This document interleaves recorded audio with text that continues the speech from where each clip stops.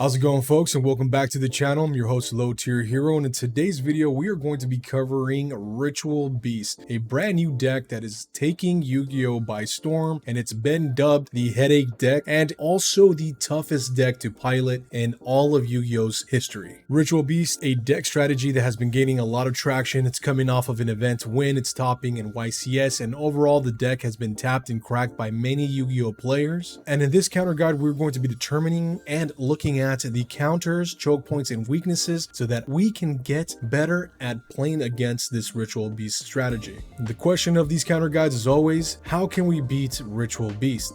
This deck has many lines. I played against it and they just have so many outs, and the skill ceiling is very high in comparison to other meta decks and Yu-Gi-Oh strategies. In this counter guide, we're going to cover the following: key cards, top cards to focus on and remember, when to hand trap, choke points and weaknesses in their combos. I say that very loosely. Direct counters, board breakers, and to end the videos, of course, we have floodgates. Full disclosure, while I have tested these counters out so you don't have to, I must state that the Ritual Beast deck is very fluid and very adaptable. The deck has over 5 lines of combos that can really play through various interruptions and negates. Therefore, please watch this with an open mind. Consider your skill, the opponent's skill, and the Ritual Beast variant, and test these techs out. Come back to the video and reference it if you need to, as I aim to make these counter guides a coherent and reliable source for you. Thank you for watching. Please don't forget to subscribe to the channel and hit that notification bell so you don't miss any new videos and live streams. The counter guides do require a lot of time and investment. Therefore, I would be beyond appreciative if you could give this video a like to get it onto that YouTube algorithm. Let's go ahead and get started. The key cards for the Ritual Beast deck. To begin with, we've got Spiritual Beast Cannahawk. This is the main combo starter of the deck. You can banish one Ritual Beast card from your deck face up. The reason this card is important is because Cannahawk will almost always send Spiritual Beast Tamer Laura, which triggers Laura to special summon one Ritual Beast monster from the deck. The next card is Ritual Beast Ulti Cannahawk, an amazing searcher and combo extender. This card only needs one Spiritual Beast and one Ritual Beast Tamer to fuse. Its importance to the strategy is because it adds consistency and board presence. On summon, it can target 2 of their banished Ritual Beast cards to return them to the graveyard, and on resolution, it adds a Ritual Beast card from deck to hand. Its secondary effect, which is a quick play effect, and will almost always be chained onto itself, is during either player's turn, you can return this card you control to the extra deck, then target 2 of your banished monsters, 1 Ritual Beast Tamer and 1 Spiritual Beast, special summon them in defense mode.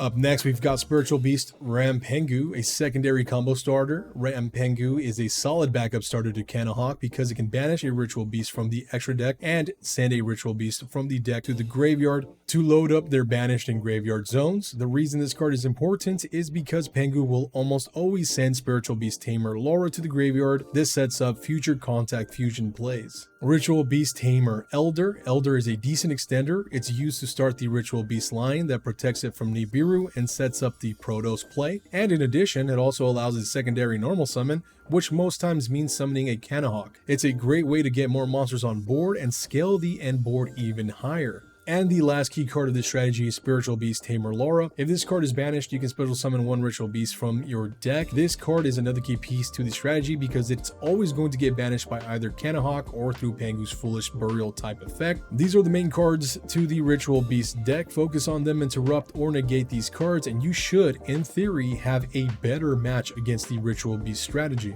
Now let's jump into the combo. This time around, in addition to covering Ash Blossom Infinite Impermanence, which also encompasses Effect Veiler and Ghost Mourner, we will be adding a new hand trap to this segment. Why? Well, because this hand trap is detrimental against Ritual Beasts. I don't want to include it in the direct counters because if you can successfully get this card off and resolved, you shut down, in theory and arguably, the entire strategy. That card is Nibiru. We're going to discuss one combo line, and this combo line has such an amazing output, and that is the Cannahawk line. This is the normal go-to combo for Ritual Beast players. Therefore, it is important to learn the combo from start to finish so that you can see when the best time for hand traps will be. Call it a choke point, a weakness, whatever you like. These are arguably the best moments to hit in an effort to derail the Ritual Beast strategy. Let's begin. Cannahawk will be normal summoned to the board and its effect will be activated. It's clear here that Infinite Impermanence will be a crucial card to begin with. If you do not stop the Cannahawk, Cannahawk will send Spiritual Beast Tamer Laura from the deck to the banished zone. Spiritual Beast Tamer Laura will trigger when sent to the banished zone and attempt to special summon a Ritual Beast from deck to the field. Using Ash against the Spiritual Beast Tamer Laura will be a solid choice, as this will, in theory, prevent further escalation of the Ritual Beast board. If it resolves, typically any Ritual Beast can be special summoned, but a popular choice that I have been seeing during testing was Ritual Beast Tamer Laura. Ritual Beast Tamer Laura and Cannahawk will fuse into Ulti Cannahawk. Ulti Cannahawk's effect will be activated on summon to target 2 banished Ritual Beast cards and return them to the graveyard to search for a Ritual Beast card, and then it will chain its second quick play effect to target 1 Ritual Beast and 1 Spiritual Beast monster from their banished zone and special them to the board. Here it's tricky. If you activate Ash on Ulti Cannahawk's first effect, then you're fine, great choice and response, but it will still chain its second effect to special summon 2 monsters back to the field. If you try and use Impermanence on Ulti Cannahawk's second effect, you will fail as you will not have a legal target. What do I mean by that? The reason why is because Ulti Cannahawk's second effect to send itself back to the deck is cost, therefore it will dodge your Impermanence, Mourner, and Veiler. Ulti Cannahawk will resolve and add a Ritual Beast card from deck to hand, special summon 1 Ritual Beast and Spiritual Beast monster to board, and return a banished Ritual Beast back to the graveyard. At this juncture, Nibiru is your best friend. Activate it, as this will be the 5th summon. Eat up the board, call it a day, hopefully. Of course, the Ritual Beast player will still potentially have follow-up, as they will have 4 additional cards still in hand. Yes, 4 cards still in hand. That is how important and crucial Cannahawk is to the deck, because so far everything has been possible because of Cannahawk. Let's continue the combo as if Nibiru was not used. The card searched off of Ulti Cannahawk is Ritual Beast Tamer Win. The cards special summoned are Spiritual Beast Tamer Laura and Cannahawk, and the card returned to the graveyard is Spiritual Beast Tamer Laura. What is crazy about this entire strategy is that most of the Spiritual and Ritual Beast monsters are soft once per turns, and therefore Cannahawk being returned to the field will allow its effect to once again be used. If you haven't already done so, Impermanence will be a solid choice against Cannahawk's second appearance and effect, but it may not be as impactful as the first Cannahawk's opening effect. Cannahawk will now banish the Pengu from the deck. Cannahawk and Laura will be used to link summon into Ritual Beast Ulti Falcos. Ritual Beast Ulti Falcos will use its effect to banish Cannahawk in grave to gain an additional normal summon. Impermanence here will be very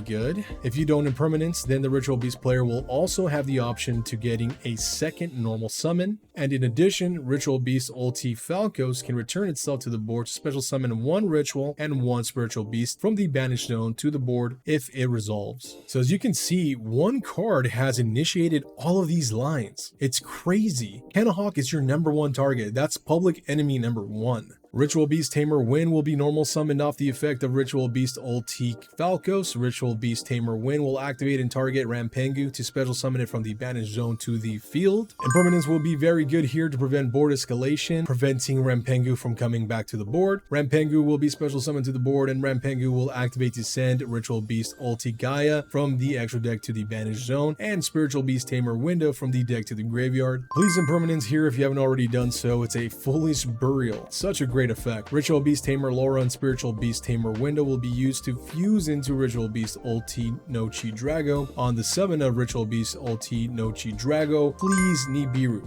Ritual Beast Tamer Win and Pengu will be used to fuse into another Ulti Cannahawk. Nibiru here, this is probably and arguably your last and best option on when to Nibiru before it's too late. And then the deck will eventually end up on a board with IP Masquerena, Protoss, Ritual Beast Ulti Ray Artari, Ritual Beast Steeds, and with Protoss either calling Fire or Dark, and if you're playing Fire or Dark, arguably you have no turn on the follow-up. The deck is resilient, strong in terms of recovery and offense, and does require a high skill ceiling to play. Therefore, in addition to knowing the combo line, understanding where to hand trap, and why each move can be a choke point, we also rely on the misplays of the opponents. Counters influence player mentality. If you can derail them, they may get stuck and do terrible lines, and that is the focal point of these counter guides. Let's reiterate the hand trap trap lines in ranking order. In ranking order, the best targets for Ash Blossom are Spiritual Beast Tamer Laura, Ulti Kanahawk, and Pengu. In ranking order, the best targets for Impermanence are Kanahawk, Rampengu, Elder, Ritual Beast Ulti Falcos, and Ritual Beast Tamer Win. And in ranking order, the best time to use Nibiru against this strategy will be after Ulti Kanahawk's effect has resolved to special summon the 1 Spiritual and 1 Ritual Beast. On the additional normal summon after Ritual Beast Ulti Falcos' effect, on the second summon of Ulti Kanahawk, and on the summon of Ritual Beast Ulti Nochi Drago. So you've got 4 options on when you can drop Nibiru and still get away with it in theory.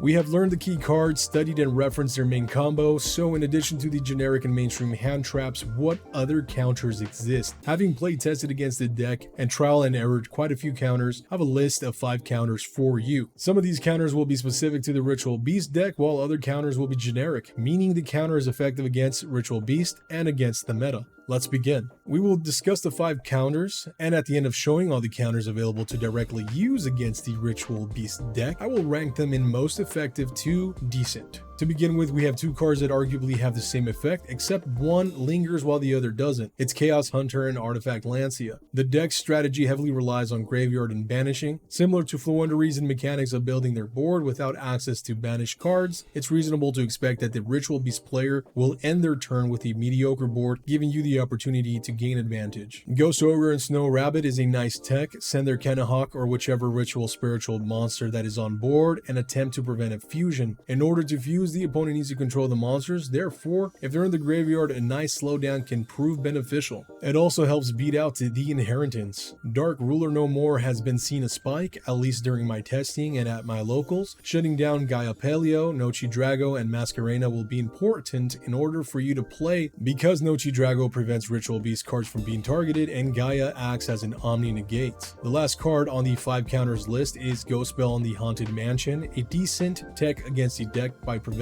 monsters from being moved from the graveyard, which the deck does tend to do more often than not through the use of Laura, for example. But keep in mind that Ghost Bell cannot stop fusion summons as they do not start a chain. Before we rank these cards, I do have 2 honorable mentions. The first one is Contact C. Contact C is strong. Ritual Beast fusion all the time, that's their strategy. But if Contact C is on the board, not only will you shut down their entire fusion mechanic, but they won't be able to link into Ritual Beast Ulti Falcos. However, most decks run generic extra deck monsters, so while Contact C can be a great disruptor, in theory, Link Summon into Little Knight or Masquerena will get them back on track.